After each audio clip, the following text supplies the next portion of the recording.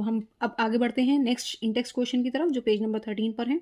इससे previous video में मैंने आपसे पूछा था कि कैल्शियम हाइड्रोक्साइड का दूसरा नाम क्या है, वो है स्लेग लाइन।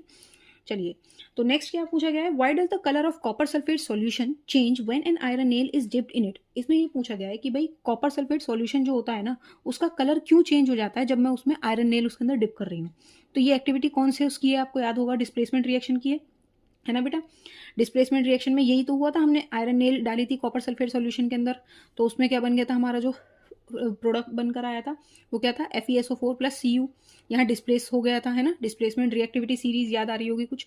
तो यहाँ पे ब्लू कलर से ग्रीन कलर का हो गया था, ऐसा क्यों हुआ था, इसका आंसर हमें बताना है यहाँ पे। तो इसका आंसर रहेगा बेटा, here iron is more reactive than copper. तो यहाँ पर होता क्या है, आयरन जो है वो कॉपर से ज़्यादा रिएक्टिव होता है, तो उस वो करता क्या है, वो आयरन जो है कॉपर को डिस्प्लेस कर देता है। Hence it displaces copper from the copper sulphate solution. वो कॉपर सल्फेट सोल्यूशन से कॉपर को हटा देगा और खुद जाकर बैठ जाएगा FeSO4, और कौन सा कलर बना देगा, ब्लू कलर से ग्रीन कलर का सोल्यूशन हमारा कर देगा। ठीक है, तो ये एक तरीके की डिस्प्लेसमेंट रिएक्शन है जो हमने पढ़ी थी, इसके बारे में आपको समझ में आ गया हो। चलिए नेक्स्ट क्वेश्चन की तरफ बढ़ते हैं, क्वेश्चन नंबर 2। देखो, इसमें बोला गया है, क्वेश्चन नंबर 2 कहता है given example of a double displacement reaction का आपको एग्जांपल देना है। एक्टिविटी 1.10 में आपको एक एग्जांपल दिया हुआ है, लेकिन उसको इस्तेमाल ना करके आप दूसरा एक एग्जांपल देंगे। ठीक है, एक्टिविटी 1.10 का अगर हम एग्जांपल देखें तो Na2SO4 वही सोडियम सल्फेट बेरियम क्लोराइड वाला दे रखा है, तो इसकी जगह हम दूसरा एग्जाम्पल यहाँ पर हम लिखने वाले हैं। तो इसके लिए जो रिएक्शन दे सकते हैं वो है सिल्वर नाइट्रेट और सोडियम क्लोराइड की। तो यहाँ पर क्या होगा बेटा, डबल डिस्प्लेसमेंट रिएक्शन हमने समझा था, वो क्या होती है, आयन्स एक्सचेंज होते हैं इसके अंदर। तो यहाँ पर क्या है, देखो Ag पॉजिटिव है, NO3 नेगेटिव है, तो और Na पॉजिटिव है और Cl नेगेटिव, यहाँ पर ये एक दूसरे के साथ कंबाइन हो जाएंगे और नया प्रोडक्ट बना लेंगे, क्या, Ag पॉजिटिव Cl नेगेटिव, तो AgCl।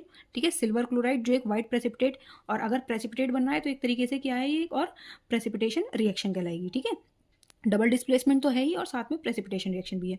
और जो लास्ट जो हमारा रिएक्टेंट बना वो क्या प्रोडक्ट बना, वो क्या बनेगा हमारा, Na पॉजिटिव और NO3 नेगेटिव, तो NaNO3 बन जाएगा और साथ में AgCl। क्या है ये, सिल्वर क्लोराइड और सोडियम नाइट्रेट हमारा यहाँ पर फॉर्म होगा डबल डिस्प्लेसमेंट रिएक्शन के अंदर।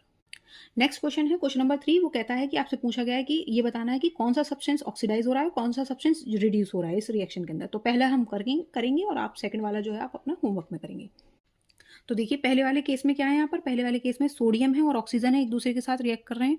और यहाँ पर हो क्या रहा है, देखो सोडियम ऑक्सीडाइजेशन का हमने मतलब समझा था, क्या समझा था, ऑक्सीडाइज होने का मतलब क्या था बेटे, जब ऑक्सीजन का गेन हो रहा हो। तो यहाँ पर देखो सोडियम जो है ऑक्सीजन को गेन कर रहा है, सोडियम ऑक्साइड बना रहा है ना।